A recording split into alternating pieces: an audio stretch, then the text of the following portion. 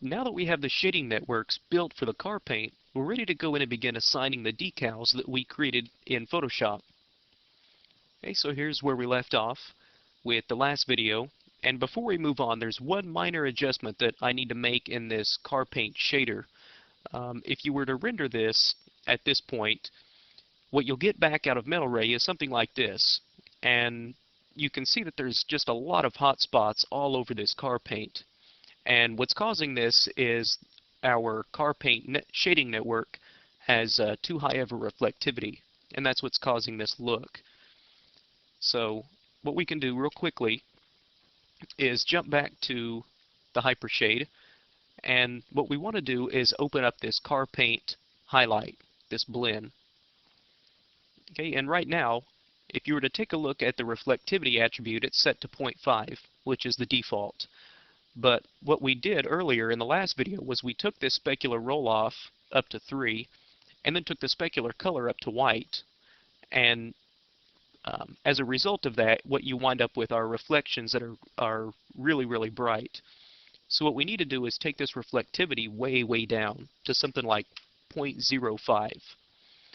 And now, what we'll get is if we take a render of this, let me pause the video real quick while I render this. Okay, what we should now have is something that looks like this. And you can see that it looks much more like a natural car paint. And you can see now the ramp shader, how that's taking effect. So areas that you see more directly have this lighter orange color, and the areas that you see indirectly have this darker orange color. And it just kind of adds a little more of a depth to the overall car paint. You can see that effect back here also.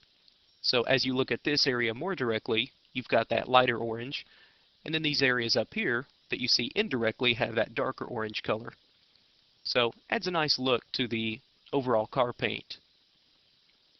Okay, so with that attribute fixed, now we can go in and begin assembling or assigning the decal to the car hood. Okay, so let's go ahead and start with the car hood. And I'm going to jump back over to the hypershade real quickly. And one thing that you're going to have to keep in mind is if that you go ahead and assign the decal to this particular layered shader, what you're going to wind up with, since this layered shader is assigned to the entire car, what we'll wind up with is a decals applied all over the car, which really isn't what we want. So what we need to do is make a car paint shader that's applied only to this hood. And we can do that relatively easy. All we need to do is make a new layered shader. Okay, and now we can just connect these two existing colors back into it. So let's bring up this new layered shader, and we'll call this hood layered shader. Okay, just so we can keep track of which shader this is. And now all we have to do is take this base color and the highlight and connect them into this new layered shader. And okay, restack these. So now what we have is a new layered shader that just is still being controlled by these two existing nodes. So it'll look exactly like this one over here. So now what we can do is take this hood layered shader and assign it just to this hood. So with the hood selected, we can right click on this hood layered shader, assign that to the selection. Okay, and now what we can do is let's go ahead and bring in the decal.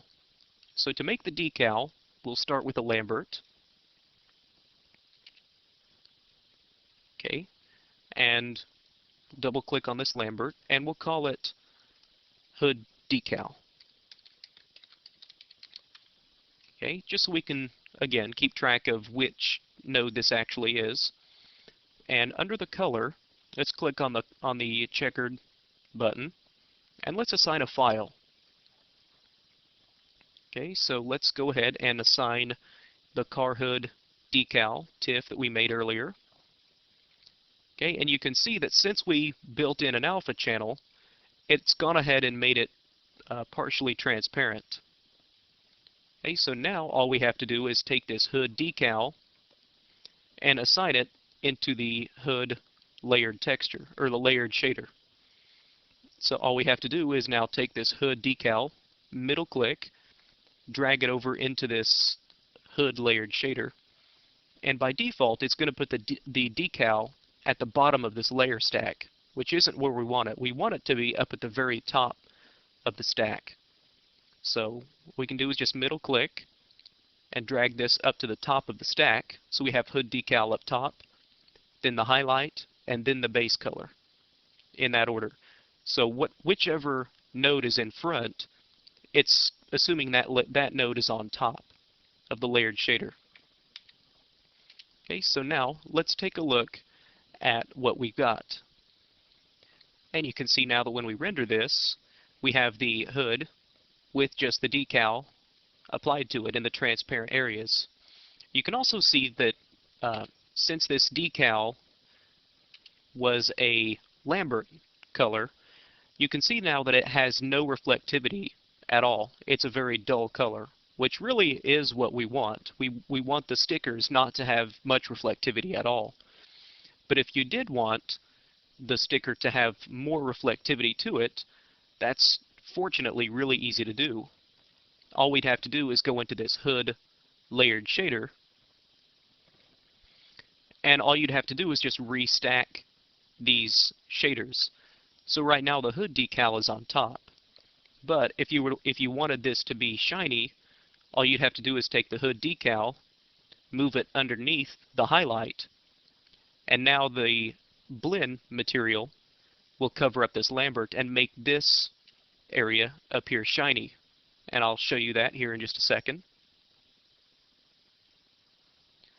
So you can see now in this render, now that the hood decal is underneath the highlight, that now that blend now is essentially covering up this Lambert, and now this decal has some shininess to it. So in the next video, we'll go ahead and start the process of adding more decals to the side of the car.